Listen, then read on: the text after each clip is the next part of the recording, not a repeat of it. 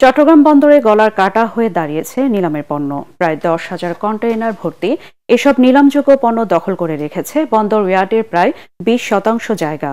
এতে করে ব্যাহত হচ্ছে পণ্য ওঠানামার স্বাভাবিক কার্যক্রম। বছরের পর বছর ধরে পড়ে থাকা এসব পণ্যের নিলামের জন্য দ্রুত কার্যকর ব্যবস্থা গ্রহণের দাবি বন্দর ব্যবহারকারীদের। চট্টগ্রাম থেকে আরও জানাচ্ছেন সৈয়দ তামিম মাহমুদ। নিয়ম অনুযায়ী 30 দিনের মধ্যে আমদানিকৃত পণ্য খালাস করার কথা থাকলেও কখনো আমদানিকারকরা ইচ্ছাকৃত ফেলে রাখেন আমদানি করা পণ্য। নিয়মতান্ত্রিক জটিলতার কারণেও আটকে থাকে অনেক কন্টেইনার। এর ফলে বন্দর ইয়ার্ডে বিশাল অংশ দখল করে রাখে এই আটকে পড়া কন্টেইনার।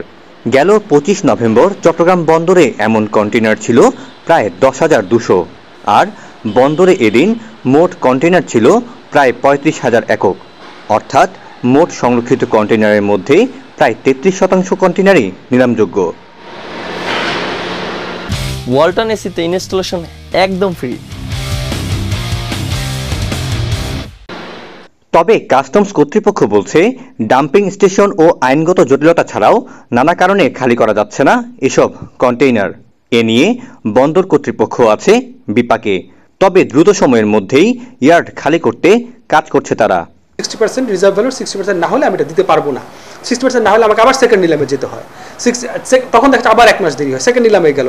আলটিমেটলি পণ্যটা আসা মানে যখন নিলামযোগ্য হয়ে গিয়েছে কিন্তু 30 দিন পরেই কিন্তু দেখেন আমার যে প্রসেসগুলি আছে, প্রসেসগুলি আইনগত প্রক্রিয়াগুলি করতে করতে আমাকে 3 মাস 4 মাস হয়ে যাচ্ছে। আমরা বারংবার তাগাদাই দিয়ে যাচ্ছি। আসলে এটা আমাদের যে গুরুত্বপূর্ণ স্পেস দখল করে আছে, এইটা যদি দ্রুত ডেলিভারি যেত কিংবা দ্রুত নিষ্পত্তি হতো, তাহলে আমরা আরও অনেক ইম্পোর্ট কন্টেনার রাখতে পারতাম। এগুলো আমাদের বন্দরের যে জায়গাটা, সেই জায়গার বিপরীতে আমরা ভাড়াটা পেতাম। বন্দর ব্যবহারকারীরা বলছেন, বছরের পর বছর নিলাম নিষ্পত্তি না হওয়া কন্টেনারগুলো এভাবে পড়ে থাকায় সরকার রাজস্ব যেমন হারাচ্ছে, তেমনি কন্টেনারগুলো হয়ে যাচ্ছে ব্যবহারের অযোগ্য। অন্যদিকে আর্থিক লোকসান গুনতে হচ্ছে শিপিং লাইনগুলোকেও।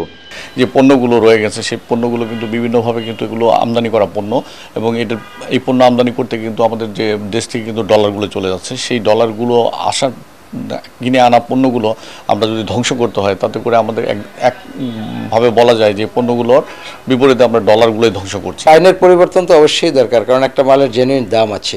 হয়তো সেটা 50,000 টাকা 40,000 হতে পারে, কিন্তু সেটা তো 5,000 হতে পারে না। তো এখন যদি কেউ এভাবে বসে থাকে যে আমরা 5,000-এর বেশি দিব না সিন্ডিকেট করে, তাহলে কাস্টমসও তো আটকে যায়। সেই ক্ষেত্রে এমন কিছু করা দরকার যে কাস্টমসের এখানে আইনকে আরও স্ট্রং করা দরকার।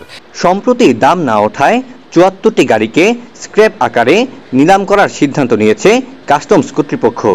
তবে বন্দর সংশ্লিষ্টরা বলছেন, প্রয়োজনে আইন সংস্কার করে নিলাম প্রক্রিয়া সহজ করার পাশাপাশি সুযোগ সন্ধানী আমদানিকারকদের বিরুদ্ধে কঠোর ব্যবস্থা গ্রহণ করতে হবে। সৈয়দ তামিম মাহমুদ, এটিএন বাংলা, চট্টগ্রাম।